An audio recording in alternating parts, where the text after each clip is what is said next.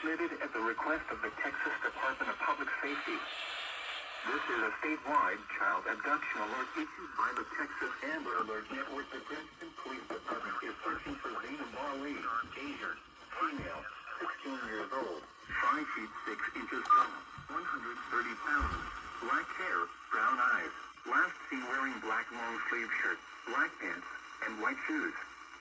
Zainab Ali, Asian male, 5 years old, 3 feet 8 inches tall, 130 pounds, black hair, and brown eyes, last seen wearing black and white jacket, dark t-shirt, black pants, and white shoes.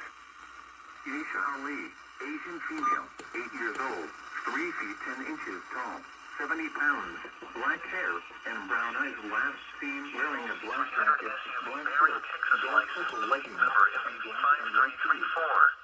The suspect was last seen in Princeton, Texas. Law enforcement officials believe these children to be in grade 4 and in danger.